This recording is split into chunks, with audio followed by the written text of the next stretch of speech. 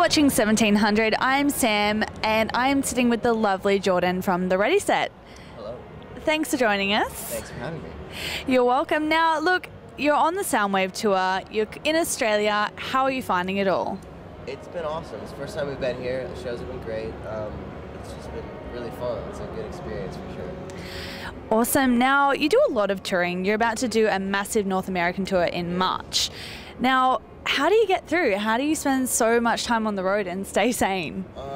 Actually, I have a harder time not being on the road, I think. I kind of get really super bored and anxious and stuff if I'm home for too long. So I'm kind of the most comfortable if we're out on tour. Because, I mean, we've been doing it for so long. Like, I think I was home for a total of maybe 30 days last year altogether. Wow. I don't know. It's more comfortable for me to be living out of a bus or a hotel or something.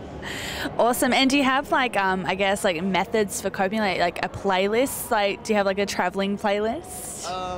Not really. I like to just, before I get on flights and stuff, I like to just go on iTunes and just get a couple new albums of things I've never heard before and just listen to new stuff as much as I can.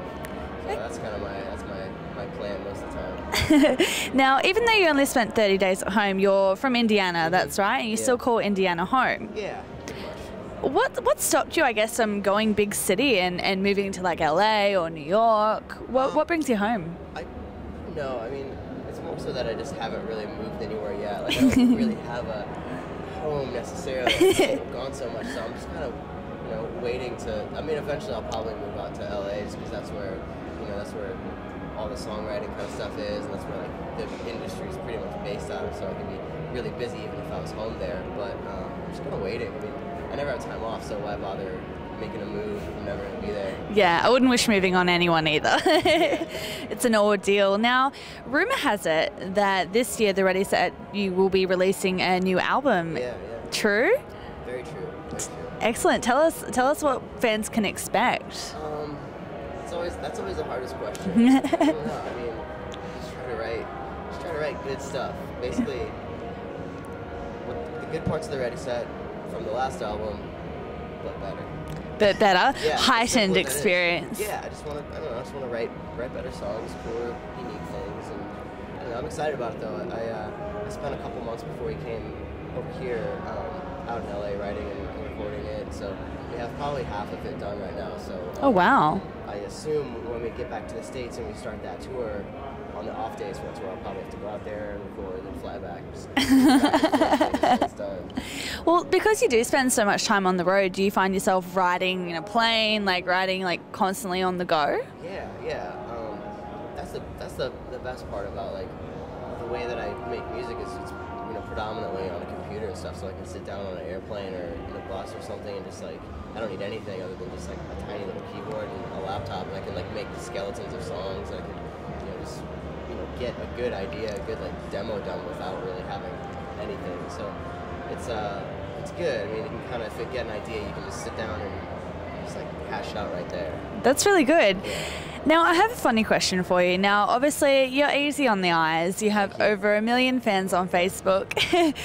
I'm sure you've had a lot of strange interactions with fans.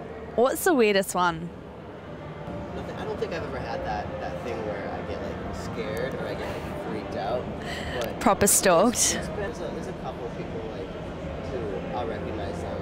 I see them a few times, and it's cool because they're dedicated and stuff. There's a line, there's definitely a line between awesome dedication and then tapping on the window at night, When people get really, really excited or something, I almost feel bad. It's I'm not that cool. I'm not worth crying about. Awesome. And there's 91 international acts on this bill. Yeah. Who are you dying to see today? The other day we got to watch Slipknot and Marilyn Manson, which I was so stoked about. I want to watch CKY. Yeah. I want to see Lamb of God. I want to see.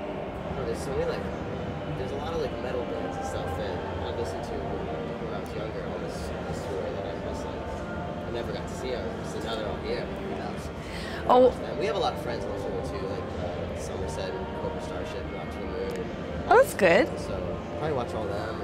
It's like a traveling dorm, I suppose, you and all your mates. It is. Excellent. Well, thanks so much for joining us, Jordan. You're watching 1700 and we're live at Soundwave.